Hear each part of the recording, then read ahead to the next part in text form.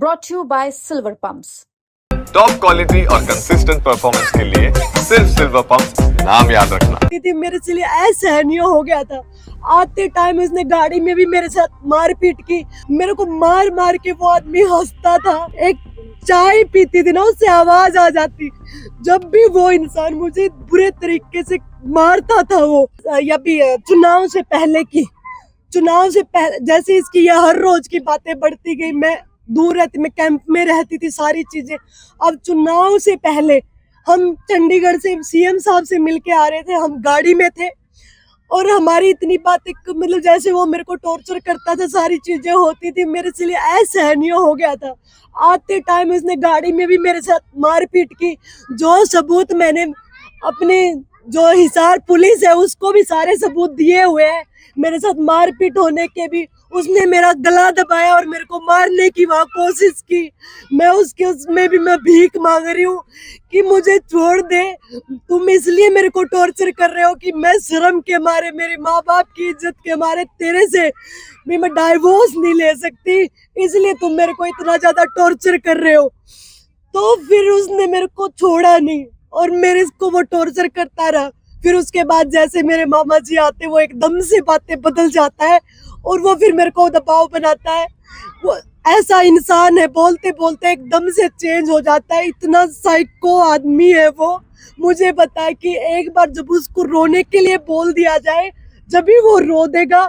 जब उसको उसे रोते रोते हंसने के लिए बोल दे, रो के हंसता रहता है। मेरे को मार मार के वो आदमी हंसता था। मुझे नहीं पता, मुझे नहीं लगता कि कोई नॉर्मल इंसान किसी को दर्द देके खुश होता होगा।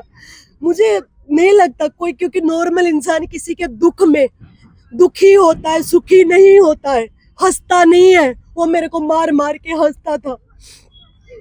तो चुनाव से पहले जो चंडीगढ़ से हम आ रहे थे, उसने मारपीट की। मैंने जाने से घर वालों को सख्त मना कर दिया था। और मैं आपको बता दूं, उससे पहले 2022 में मैंने सुसाइड अटेम्प्ट किया था उस इंसान से, इतनी परेशान होकर। और उसके बावजूद भी फिर भी मैं उस इंसान के साथ रही, क्योंकि मेरे घर वालों का दबाव इतना ज्यादा था मेरे ऊपर कि मेरे घर वाले ये बोलते थे, कोई नहीं बेटा बसा ले, कोई नहीं, आदमी सुधर जाते, नहीं वो होगा, कोई बात नहीं बेटा। पंचायतें हुई, हजारों पंचायतें हुई हमारी, और उन पंचायतों में हमेशा मेरे को बोला जाता था कि मैं ना बोलूं। मैं चुप भी रही। मैंने उसके जुल्मों के खिलाफ आवाज उठाना भी बंद कर दिया। मैं बैठकर कोने में मैं माता रानी का नाम लेती रहती ना, तब भी वो इंसान मुझे छोड़ता नहीं था। तब भी मुझे बुरे तरीके से मारता था। एक चाय पीती थी ना, उससे आवाज आ जाती। जब भी वो इंसान मुझे बुरे तरीके से मारता था, वो ऐसा इंसान, मुझे नहीं लगता कि कोई नॉर्मल इंसान ऐसे किसी के साथ जाती कर सकता है। ये सब चीजें मैं बर्दाश्त करती रही, ये, और मेरी बर्दाश्त की सब चीजें बाहर हो गई। इलेक्शन के बाद अभी 27 तारीख को भी, और उससे पहले मारपीट मेरे साथ हुई, तो मैं सब चीजों से मैंने सुसाइड अटेम्प्ट किया और उसमें मैं बच गई। और मेरे घर वालों ने मेरे को बोला कि अगर तुम मर गई तो हमारे पास अब क्या है। तो उन्होंने बोला कि कोई नहीं बेटा, तू छोड़ दे, अब हम तेरे को कुछ नहीं कहेंगे।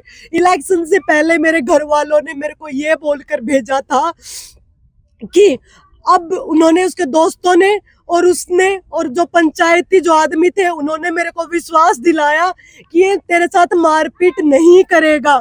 उन्होंने विश्वास दिलाया और बोले अगर मारपीट की तो मैं तुम्हें डाइवोर्स म्यूचुअल कंसेंट से दे दूंगा। उसने ये बात की हाँ भरी, तो मैं उसके साथ में गई, लेकिन वो बिल्कुल भी सुधार में नहीं आया वो इंसान। उसने वही रवैया रखा और मैंने दोबारा जब सुसाइड के लिए अटेम्प्ट किया, उस टाइम मेरे घर वाले भी टूट गए। लेकिन मैंने ये चीजें कभी किसी को नहीं बताई, क्योंकि किसको मैं बताऊं, अगर बताऊंगी तो इसमें उसको ये लगता रहा कि ये थाने में जाएगी नहीं, पंचायतें होगी तो पंचायतों में बस तुम ड्रामे करना कि माफी मांग लेना, माफी मांगने के बाद तेरे को बार बार ये भेजते रहेंगे और ये इज्जत के मारे थाने में नहीं जाएंगे।